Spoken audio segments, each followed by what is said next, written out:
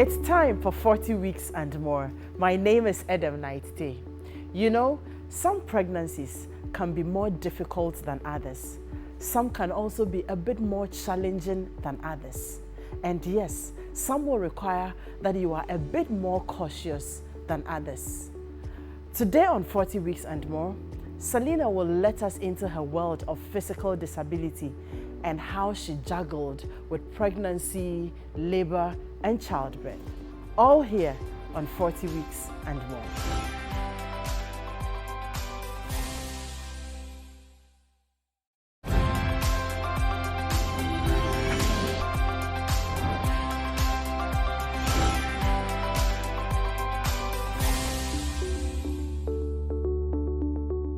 "40 Weeks and More" is brought to you by Ernest Chemist Limited, Ship Healthcare Specialist Medical Center, and Labadi Beach Hotel. We are also supported by Deco Zone, Lunch Avenue, and Dobeta Merchandise. Today on the show, we are going to talk about how it feels like having a physical disability and still being able to carry pregnancy to full term and nurturing your baby.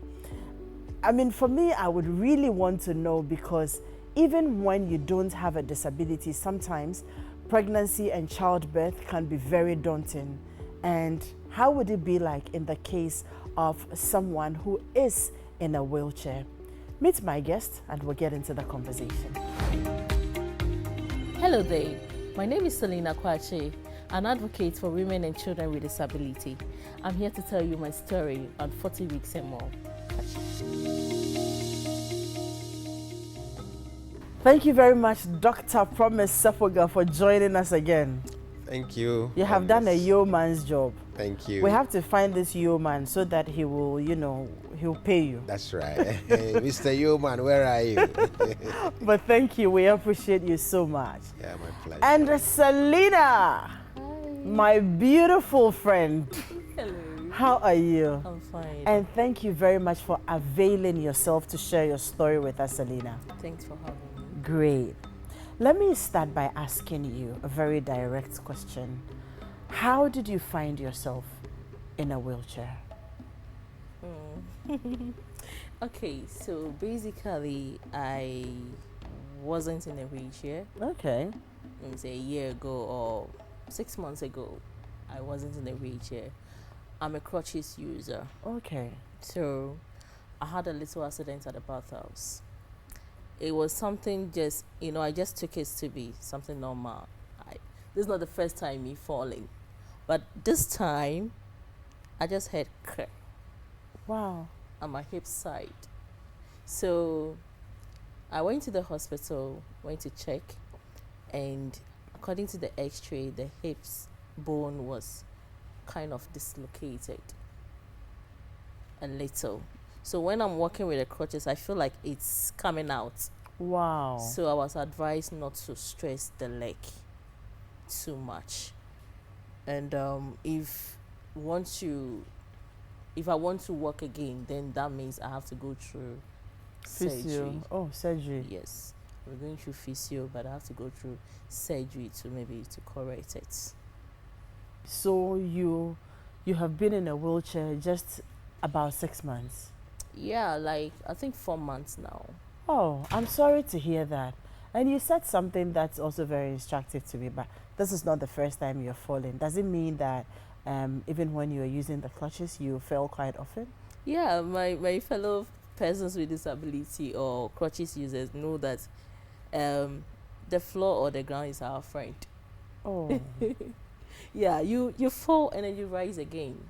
So falling wasn't something new to me, but then I always have to be very careful. So my steps are always calculated. So when I'm walking and you kind of distract me or call me, I won't even mind you. Because if I mind you, I will may end up falling. Exactly. How have you come to accept that? It's normal, you can fall at any time. Yes, in life, anything can happen. We have people who were normal, and then at the end of the day or in the middle, something happened. Their legs got amputated. Could be your arms, anything. So you have to accept life, and then you pray more. Wow. Yeah. Were you born with a disability? No, I wasn't. Okay. According to my mom, I had polio. So I actually worked for I think 2-3 years. I took my steps. Okay. And then I had a convulsional attack. And then it resulted to my hip, my waist. So they didn't really see it on time. And then it affected my legs. So my legs were very stiff. I couldn't straighten it. So I could remember when I was 7 years, I was walking with, clawing with my hands and on my knees. Yes, my kid sister started walking. My younger brother also started walking. So I could see that I was on the floor, walking. And I was so fast. So fast. So until then, my parents were... You were talking? Yes, I was talking. So did you ask questions? At 6 years, I know you're pretty young, but you wondered why others were walking and you weren't? Funny enough, I didn't even start school early. My junior sister, my kid sister, went to school way before I even... You went. So I was a bit comfortable with, myself. Until when I started going to school, I saw that I was different from other kids. And then I started asking questions. I started asking my family, my mom especially. I started asking her questions, and she told me. And now, she didn't really want to come out at first, but I was very inquisitive, always asking her questions. So she started telling me this is what happened. And at first, I was depressed. When I see my colleagues going out to play, especially, I love Ampe a lot. Can you imagine? At that time, I had these crutches, the one we had on you put under your arms. So I'll be playing the Ampe with them, and then at the end of the day, I'll fall down. So I love Ampe, and then I kind of champion some of the games around, because in my mind I was just like them. Just a happy kid. But it just happened that I had to run, and I can't, run. So sometimes my friends pick on me, and they know I can't change them. So when they pick on me, then they run. Then I go like, okay, reality sets in. Wow. This is 40 weeks and more. We know that pregnancy is very daunting. You're pregnant and all the things that happen with it, even when you don't have a disability. Now, tell us about carrying a pregnancy with a disability. Okay. I like the smile on your face. It's like, wait and hear it. Okay, so let me start by saying, at first when I realized I was pregnant, I was happy to understand that there was this perception out there that persons with disability or women with disability can't even get pregnant. 1, and 2, or shouldn't even attempt to get pregnant. I've heard about that one. Yes. Why? Because they might end up giving birth to disabled children. I mean, what I heard about is like, you are not well. Why are you forcing yourself to go and even be with a man and come and get pregnant? So it's like, accept your situation and stay in your corner. Did you get that as well? Oh yes, I did. And some of you went like, oh dear. Oh yes, you get all those kind of things. So luckily for me, I have the body. So when I was pregnant, if you are not very vigilant, you wouldn't know I was pregnant. So I think my 7th month, my 8th month, before people realizing that you were expecting, and before they realized I've given birth. But it wasn't easy. Okay. It wasn't easy because I had to go through pregnancy all by myself. Why? Yeah. My baby daddy wasn't around. So by that time we had issues, contemplating keep the baby. I said I will keep it. No, don't keep it. So it was like, okay, choose between the baby and myself. And one thing that dawned on me that time was, We have ex-boyfriends, ex-husband, ex-that, but we don't have ex-mother. We don't have ex-child. So if I give birth, that baby knows that I'm his or her mother. And you will never be an ex to the baby. Exactly. And I want to say thank you to my friends that were around. Nora, she was like, Sally, keep the baby. No matter what, you will feed it. As soon as you feed yourself, you feed it. God will come through for you. And it's true. Is it that the man didn't want the baby, or he just didn't want to have a baby with a physically challenged person? Okay, at that time we were both young, and the means to, take care of ourselves wasn't really there. Were you in a stable relationship with him? Yes, I was. For how was. long? It was like 2 years. Okay. So he wasn't working. I wasn't working myself. But then it has happened. It has happened. And I also didn't know if I'll be privileged to become a mother again. So why then do I, abort the baby? No, I won't.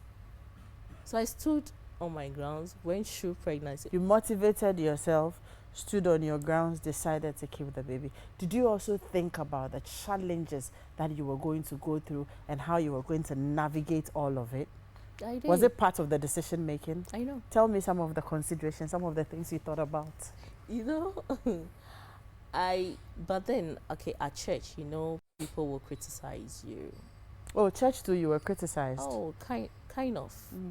Because here's the case, you were not even working. You're not working. People were helping. You're not married. You're not married. You have a physical disability and you've gotten yourself pregnant. Imagine that. You get it? I do. I was cold. In fact, all the negative side came through. But then I turned a deaf ear to it because I've already made up my mind to keep the baby. No matter what. I also want to be a mother so that at least they'll say, Selena Bane Kono. Oh. My mom thought I wouldn't be able to, be a mother. I think that was her fear. So when I told her I was pregnant, it was a mixed feeling. She was happy, but then she was also concerned.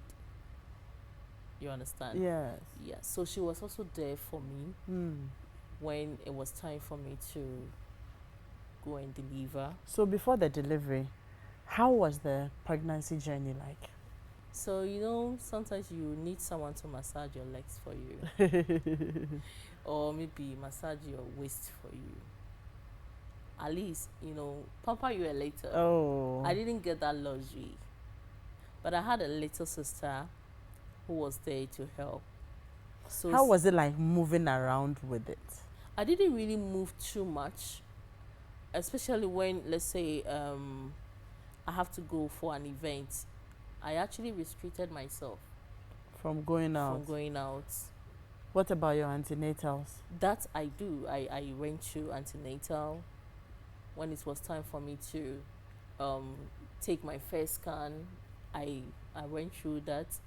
Going to antenatal too was another thing. Okay. Because the nurses, those who were supposed to understand you, were also giving you some kind of bombastic side eye. Let me say that. And they were like, hey, I heard someone saying, and to wait saying that, persons with disability, you don't sleep. You don't sleep. You love to be intimate. I didn't say anything. I kept quiet. Oh. Yeah, I have to keep quiet and then because I know what I was going through. I didn't want to entertain anyone. Any negativity? Nothing. You didn't have any challenges? I did. I'm talking about pregnancy-related challenges. Say, high blood pressure and all of those things. Yeah, my pressure was high. Okay. It was very high. Because when you say very high, a doctor is listening. What were some of the numbers? The doctors were advising me to, if I was thinking, because of what I was going through relationship wise. I kind of think a lot. So my BP was quite high, and the doctor was like, do you remember any of the numbers? No, not exactly. Not exactly. It's been a while. So they advised me, and then I was given some drugs to calm myself down. Okay. So I was advised to also sleep and eat well. Now, eating well became a challenge. Because I didn't have anything on me at that time. I was relying on friends and family. Wow. At that time.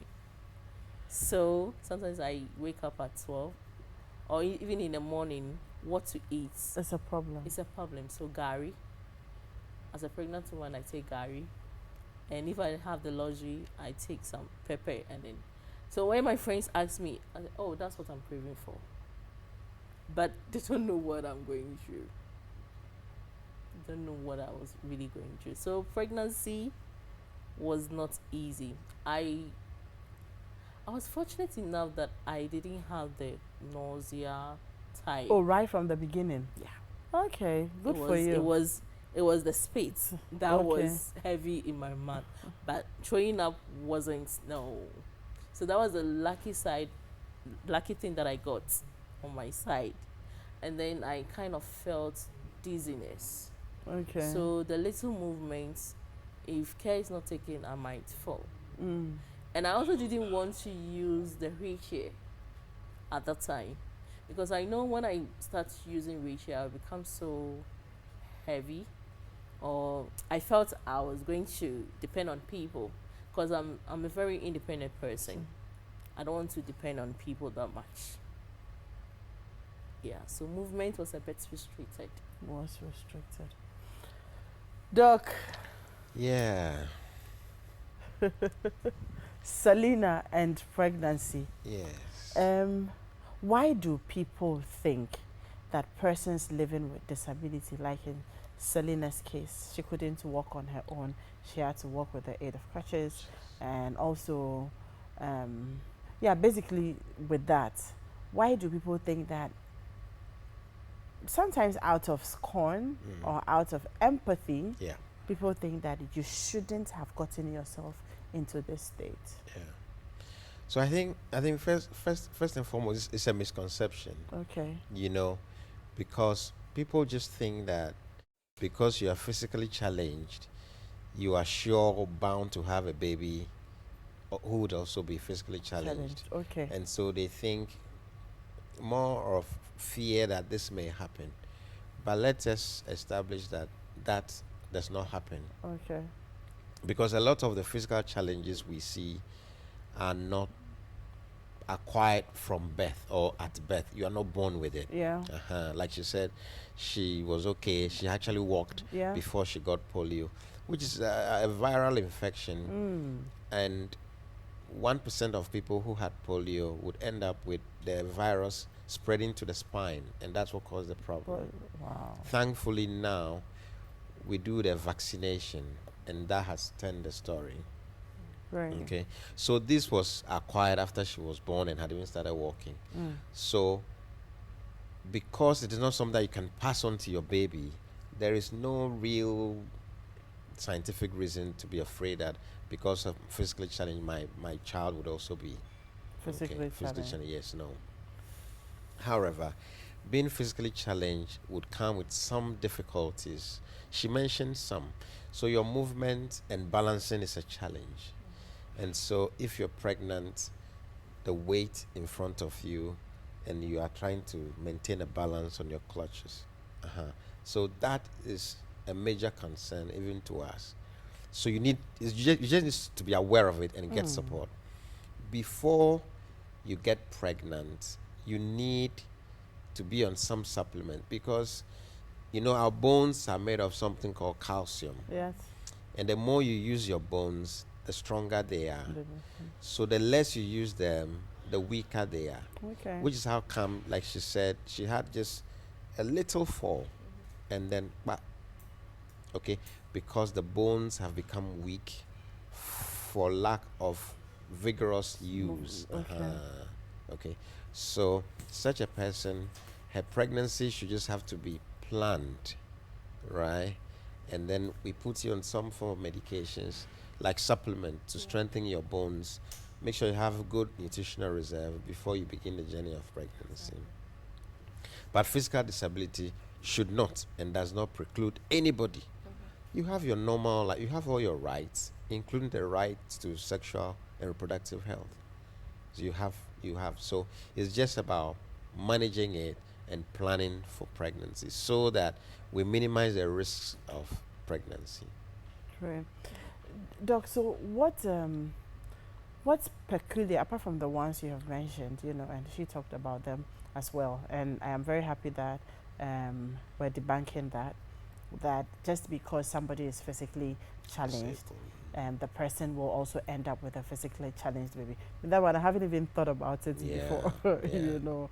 And then you also talked about the fact that, because the limbs are not always vigorously moved, they tend to be stiff, and then you can have, you know. But then, are there any peculiar conditions to pregnancy that a physically challenged person would face? Majority of them should just have the normal pregnancy condition, like any other physically non-challenged person. Because apart from the problem with the knees and the paralysis, everything else is working okay. The eggs are working, her tubes are working, the uterus is good, she's got a breast to breastfeed, the brain is working, the hormones, so everything else is okay. So not really a big deal. When it comes to the uterus, baby's placement and everything, everything is okay. Everything is okay. However, assuming she was already confined into the wheelchair at the time of pregnancy, then positioning becomes an issue. Because assuming she even was carrying twins and into her 30 weeks, the thing is all so big and you're always like that. So that can cause a bit of breathing challenges. But even that, the human body adapts. You know, it would have find a way of adapting. So that might make it necessary to restrict movement. And when you're not too active during pregnancy, now generally when you're pregnant, you have an increased tendency to develop blood clots in your legs, We call it deep venous thrombosis. Every day I have to teach you one thing. No, I know about deep vein thrombosis. Good. Deep venous thrombosis or DVT, when the blood clots, typically in the legs, in the veins in the legs, you know, and it's a big risk factor because that clot can then dislodge and come and block the person's heart, and then they are gone. I know about it and lost a colleague through that. So when you're pregnant, being pregnant alone raises the risk of DVT. I see. In the first trimester, the risk is here. Second trimester is here. Third trimester is there. After delivery is there. Okay. And so when the physically challenged person is pregnant with extremely reduced movement and physical activity, then that risk might go up a little bit more. So once we know and you receive antenatal care, we have some interventions, medications that we can put you on to make it as safe for you as possible. Okay. Great. Selena, tell me about delivery. Oh, but before we go into that, let me take a quick break and then we'll come back to continue. Selena will tell us about delivery, the whole delivery process, and then we will go into caring for baby. How old is the baby now? He's 7. 7 years? Yeah. Oh, wow. And then we will go into, you know, caring for baby until he is 7. And she whispered something to me. I will tell you that when we come back.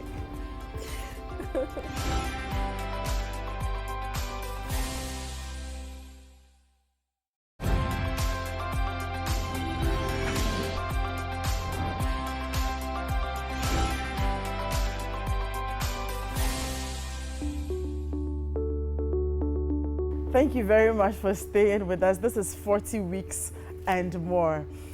Let me say thank you to Ernest Chemist Limited, to Ship Healthcare Specialist Medical Center, Labadi Beach Hotel, and also to Deco Zone, to Lunch Avenue, and to Dobeta Merchandise. We have been talking about, you know, managing pregnancy when you have a physical disability, like in Selena's case. She's told us quite a bit, you know, about how she got pregnant and even how she ended up, you know, with a disability. She wasn't born with it. She had polio somewhere along the line after walking up to age 2, and then she had polio, and eventually she couldn't walk again. She got into a relationship when she was of age, and pregnancy happened. But her partner says that you either choose to be pregnant or you terminate it and have me. And she thought about a lot of things, including, what if I never even have the opportunity to be a mother again? She made the decision to keep her pregnancy. Amidst all the challenges, she wasn't working. She has a physical disability, and then she is pregnant. Sometimes she had to eat gari, and if she gets pepper to eat with it, then that's luxury. Church wasn't sparing her. She goes to the antenatals. The nurses will tell her their peace of mind and go like, more like a person who has a physical disability shouldn't even be intimate with a man. She has heard all of this, but she soldiered on. And now we will turn to Selena and talk about labor and delivery. How was it? Did you carry to term? How many weeks out of the 40 did you do? Yeah, I think I was left with 2 weeks. Okay, so 38. Congratulations. Yeah. Congrats. Thank you. Yeah, so how did it go? I can't remember my last antenatal. You know, from the first time you go every month, and then as you are growing or getting closer to your delivery, it was you go every weekly. 2 weeks. Okay. So, I think the last week to my delivery, and then doctor was like, you know, you are aware we can't allow you to have a vaginal delivery, right? Okay. And I was like, okay, why? And he said my pelvic, or I don't know if the pelvic was a bit crooked, like it wasn't straight, and I also don't have the strength down to push. there.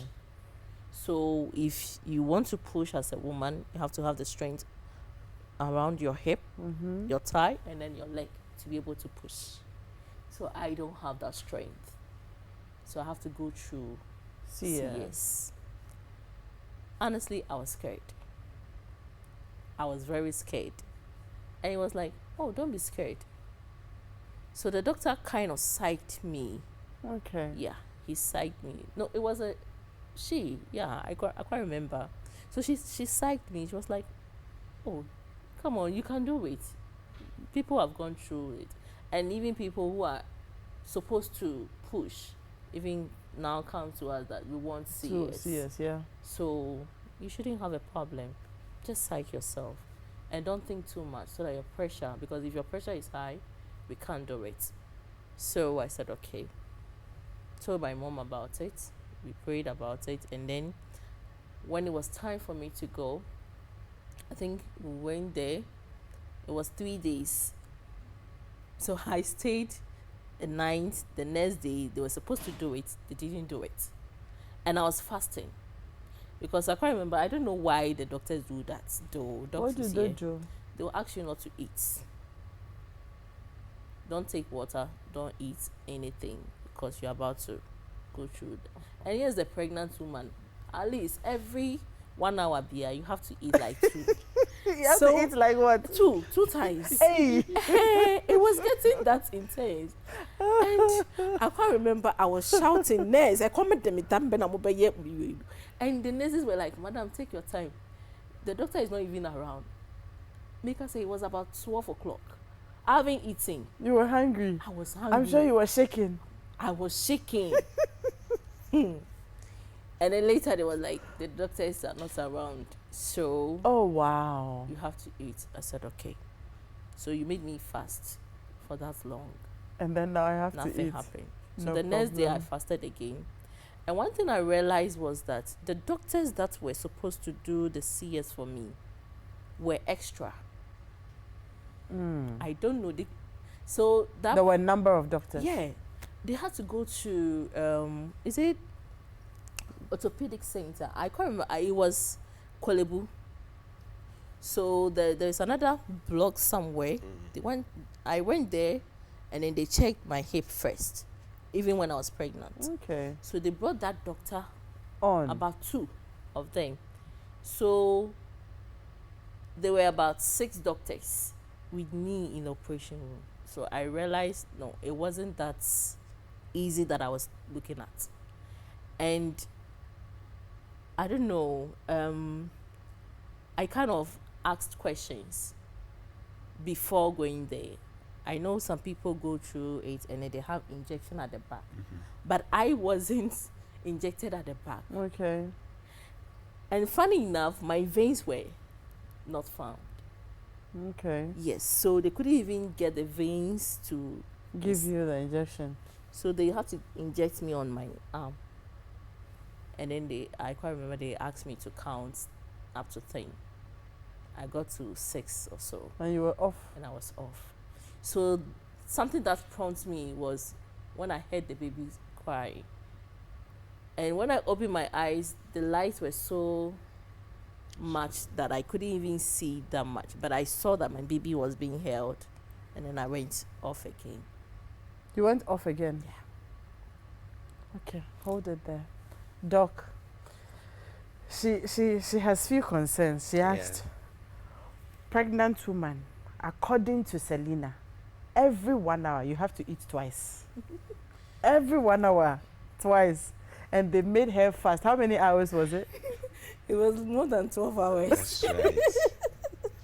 And Edem is re-echoing it. No, she is the one who says, I don't even know that every 1 hour. Doc, is that it? Every 1 hour, a pregnant woman has to eat twice. I think Selena has a very super healthy appetite. Yes.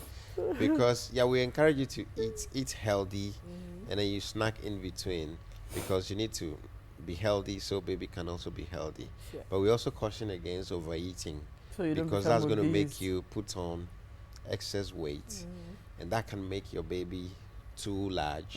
It can also make you develop diabetes during the pregnancy.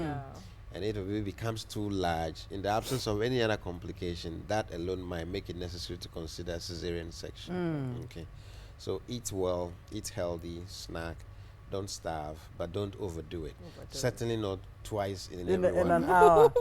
Even the food will why do finish. you have to fast before the surgery? Yes, so before surgery, you need to be off food or drink for a minimum of 6 hours. Okay. Once it is a planned surgery, because at surgery to deliver you, you're going to lie flat. Okay. And some people have the tendency in the course of surgery to vomit.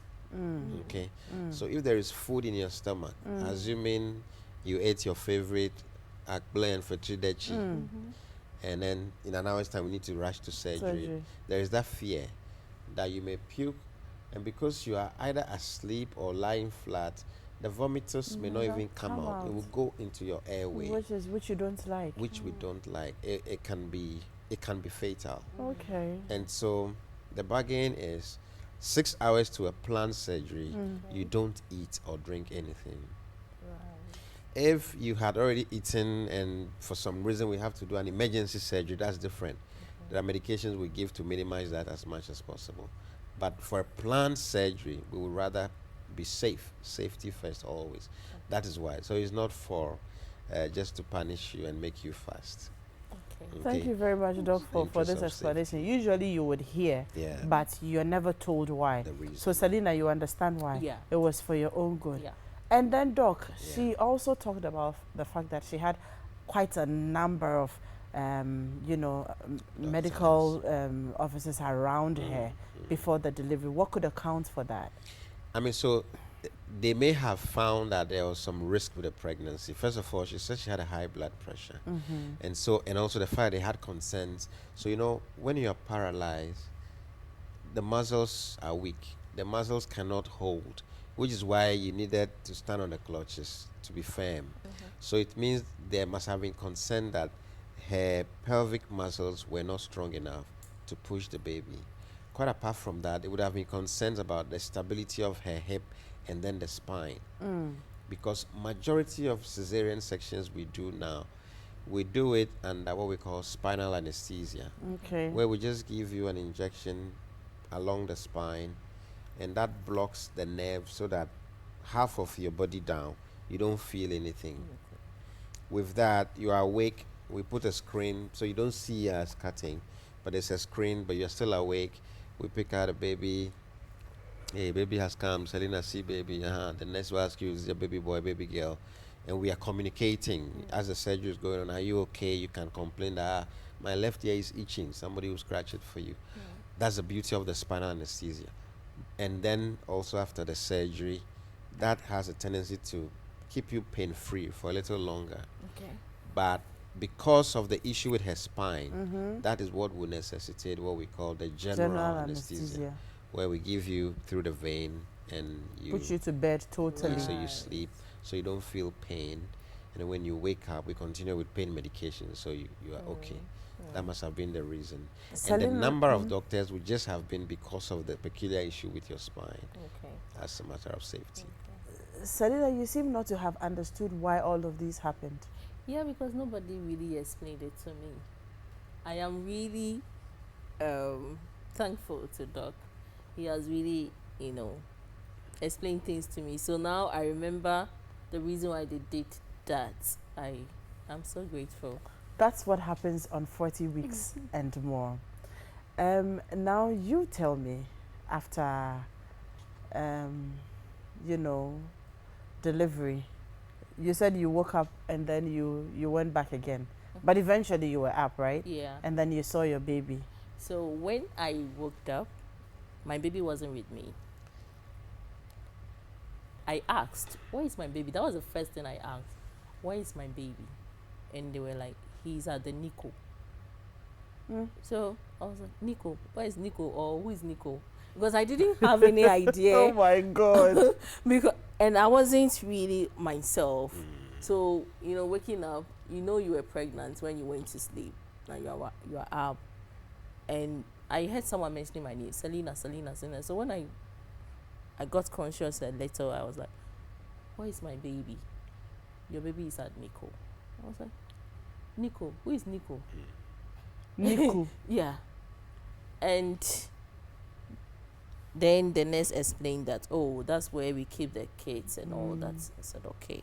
There were neonatal intensive care units, Yes. right? Yes. So that's where they keep the baby. So I was like, okay. Then I went back to sleep. They took me to my ward. And now, I don't know why. Doctor is here. I will ask him again. Okay.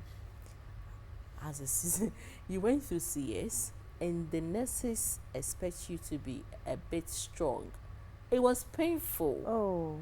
Now I was told to carry myself a little to the bed, from the bed that I was wheeled from the theater to the bed that was at the ward. And this is someone I can't even feel my legs. Oh. So it took like 1 hour. It was such a struggle. Yes, it was. And the nurses were there. They didn't want to help. So I had to push myself. In fact, that struggle alone, But you will go and have the twins, so. That's what you said. Yes, I will. Maybe this time around, you have to go to Shape Healthcare Specialist Medical Center. That place, you are sure that you will have nurses and people pamper you, carry you from one bed to the other. You won't have any of those challenges. So you better start booking your appointments already. I hear. So you're encouraging her to have twins, Edem. But she said she wants twins, And you have approved it. Oh. She wants to have a set of twins after. 2 girls. That's right. I already have boys. I have her one dreams. boy, so I just want 2 girls. So eventually they brought your baby, or you had to be going to NICU? Okay, so they didn't bring him. I had to, heal myself. So it took me 2 or 3 days before even seeing my baby. Wow. So it was my mom that was going in. What did they say was wrong with the baby? So, just as the doctor said, my baby was a bit overweight. Overweight? Yeah. He was a bit overweight, and then he had something around his nose, like pimples. I don't know what it was. and then he has to go through some tests, series of tests. So I wasn't even lactating. It was when I took him, I went to the NICU center, breastfeed him, even though the the milk wasn't coming. Yeah, you're advised to do that. Yeah, so I did that, and then it started. Great. Doc, you have a bit of explanation to do. Yes, but let me please. take this very short break, and then I will come back to take those explanations from you. We'll talk about Selina's twins, and then we can wrap up on 40 weeks and more today.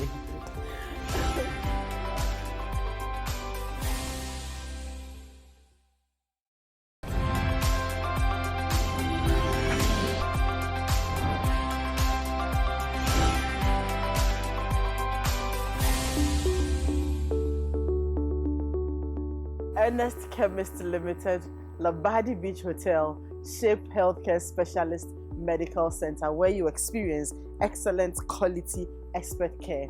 They sponsor 40 weeks and more, and we continue to be grateful to them. And thanks also to DecoZone, to Dobeto Merchandise, and Lunch Avenue. Selena. No, but before then, I wanted to have a conversation with Doc. Doc, so once again, I want us to talk about, so the best, you've talked about it, like best options when a person, with disability. So you always recommend CS? Well, actually, not always. So we take it on a case-by-case basis. Yes. Okay. Hair paralysis appears to be the lower half of the body. Chances are that it affects the pelvic muscles. So the strength is not there. Yeah. And so it would be safer. Some of these one may just be affecting the leg without the trunk. Okay. That may be able to have a normal delivery. And we've had a number of persons with disability who are able to push out easy. Some to the hip has become contracted, so the baby cannot come out. And so we assess during antenatal stages, and then we make the birth plan. Okay. Yeah. She talked about the fact that the baby was overweight. Yeah. And had to be sent to NICU. What explanation can you give to that? So the Gary was part of the reason. Yes, no doubt. Because if you consume a lot of carbohydrates, and I'm sure you put on weight as well during the pregnancy. Yeah, I did. You did, yes. Because every pregnant woman, you are entitled to gain between 10 to 15 kilos maximum from beginning to the end of the pregnancy. So that is reasonable and healthy. If you put on more, then your risk of blood sugar going up becomes higher. And then the baby tends to also accumulate a lot of weight. If the baby is weighing between 2.5 to 4 kilos, we are happy. That's the healthy, normal range of the weight. Above 4.0, it means trying to have that baby vaginally would cause a lot of trauma to the birth canal. Okay, and it causes weakness of your pelvic floor. The birth canal can also get extremely lax. Sometimes it gets so lax, it affects the quality of sexual life, and we've had to go back and do some surgery to tighten it. I see. Sometimes that effect happens later on in life, where the woman will now have what we call organs prolapsing. Say the womb and the cervix are sagging through the vagina. Wow. In the severe cases, it will pop out. Wow. Yeah. You've seen that before? Oh, last week. Wow. Was the last time I saw one. Yeah. So these are things that happen. And so if we assess you antenatal and the baby's weight appears that big, we would rather not risk that. We would rather advise, let's do a planned cesarean section to prevent you from suffering that in the future. I see. So when the babies are overweight and they come out, they have been used to, depending on you, to metabolize their glucose. Let me put it that way. So that baby has a tendency to have her blood sugars dropping rapidly after delivery. Sometimes they have difficulty breathing. Sometimes some of their blood parameters would be abnormal. So those babies, when they come out quickly, we send them to the baby's doctors, the neonatologist or the pediatrician, for initial assessment. That is why her baby, being overweight, was sent promptly to the neonatal intensive care unit. Not every hospital has the NICU, but there is a place where we see such babies for the initial assessment. Check the blood sugar, check the weight, do some measurements, how big is the head, and some will necessitate keeping the baby for some monitoring. Some you check and their blood sugars have dropped so low that if you don't quickly give them infusion containing glucose, those babies can easily die. Wow.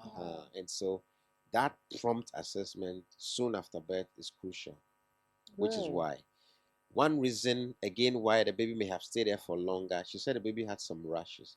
Typically may result from some infection that the baby had. Okay, and then we take time, check the blood, which type of infection, which type of bacteria, and which specific medication is able to deal with that kind of infection, just so it doesn't get to the brain and then put us in trouble.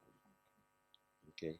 I wish you had a pen and a notebook, because I see you're having loads of the things you had on your mind answered. I'm very happy about that. So tell me, I mean, how was managing with a baby all by yourself? Or this time you had support? Yes, I had my mom coming through. Okay. My younger sister also was around. Okay. To help with the bathing of the baby. So mine was to just breastfeed the baby, and then the rest I leave it to them. My mom was like, well, watch her. Great. Then you're very, very, very lucky to have had that support, which you, I mean, especially didn't have when you were pregnant. Great.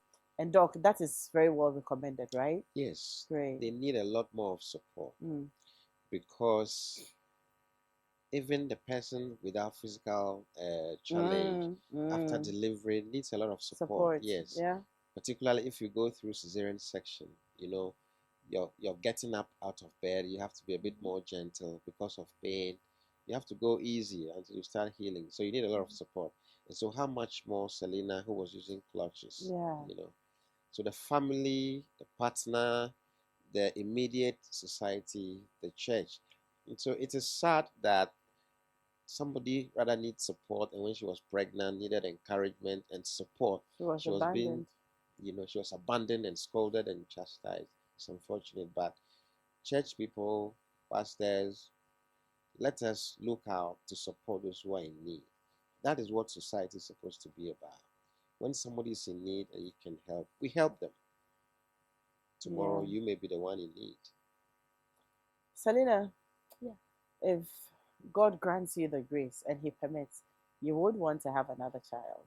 Yeah, sure. Okay. Doc, I'm sure at this point you would want Selena to go through some preconception care, right? Yes. Please let us understand what a person in her state would need to do before getting pregnant again. And would you advise that she prays for a set of twins? I thought you've approved that for her already. I mean, in fact, I am not the doctor. The reason is I don't want to go and come again. That's right. So I want to. So yeah, I mean, it's certainly a useful thing because of your physical condition, because of your previous big baby, because of your previous high blood pressure in the last pregnancy, that before you embark on another pregnancy, we need to see you. You need to see the doctor. Have a plan. We may say, let's lose a bit of weight to make the pregnancy healthier. We may say, shed a bit of weight so that the risk of developing high blood sugar in that pregnancy. And if you're not lucky and your blood sugars are high around the time you conceive, it can cause abnormal formation of the baby. So what we call preconception care is extremely important. Okay. And then we have to put you also on some supplements, maybe including calcium, folic acid, things that will make your body ready to support another one. Okay. And certainly when the pregnancy comes, we put you on the schedule of regular checks to make sure everything is under control, and then have a birthing plan ahead. The fact that you have one cesarean section already means, in your case, the reasons where that cesarean was necessary, those reasons are still there. So we are going to have to plan another cesarean section, whether it is one or twins. Twins is possible. You just need to be ready for the work that goes with it. Everything you experience will be double. So those who are approving it should take caution. Selena, please, you're on your own. You're on your own. It has been yet another very informative, show on 40 weeks and more. And Selena, I'd like to say thank you again for coming, Thanks for sharing with us. Your smiles are so bright. Please keep them on forever. And Doc, Akbanausia, Mauna Yaulo, and we need to find you, man, to give you some money. See you again next week on 40 weeks and more. My name is Edem Knight-Tay.